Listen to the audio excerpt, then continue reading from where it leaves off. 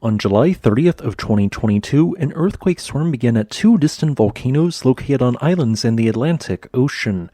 The first swarm began at the Seismic volcanic system in Iceland, where a series of more than 5,500 earthquakes, including a magnitude 5.4 quake, occurred directly or indirectly due to a fresh intrusion of magma at depth. Due to this major story, another volcano which also produced seismic unrest largely went under the radar. In the Azores, the Terceira Volcano also produced a minor earthquake swarm on July 30th, with its largest earthquake registering in as a magnitude 2.7.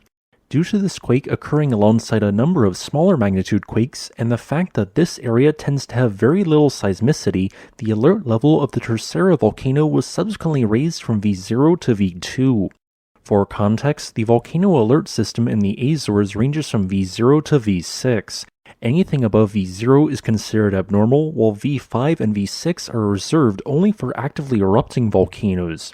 While this indicates something unusual is ongoing at this volcano, I want to remind my viewers that the São Jorge volcano is also still producing occasional earthquakes while being at alert level 1 tier higher, V3.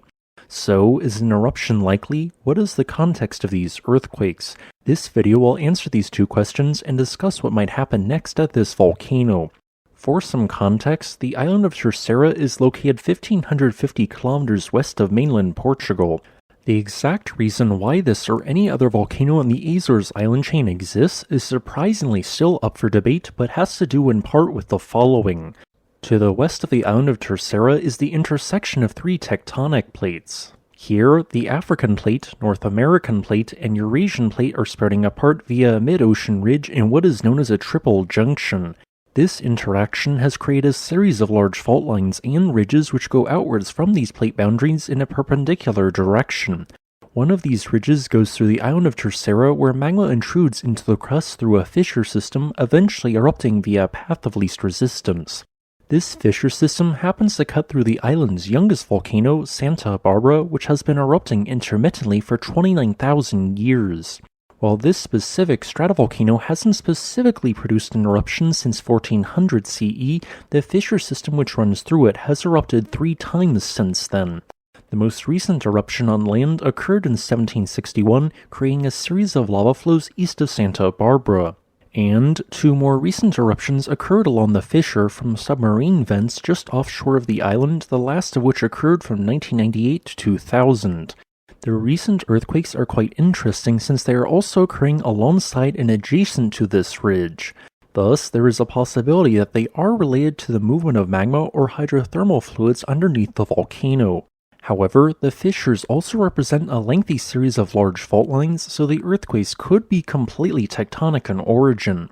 I personally checked for signs of magmatic uplift and found none, but the satellites I used only carried data up until July 26th before the earthquake storm began. Since it is uncertain, what I am about to say is speculation. Due to the low magnitude of the quakes and specific depth they occurred at, I believe that they are not magmatic but rather occurring due to the movement of hydrothermal fluids. These fluids move whenever they are heated to a higher than normal temperature or a change occurs in the overall volcano. Eventually, the expansion becomes too great that it causes a fault to rupture, triggering an earthquake. Based on the current nature of this swarm, it does not implicate that a volcanic eruption is about to occur, although this could change over the next several days to weeks depending on how the situation develops. Thanks for watching. If you would like to request a specific topic, please leave a comment below. Additionally, I would like to thank my new patron Jay Mulligan for supporting this channel.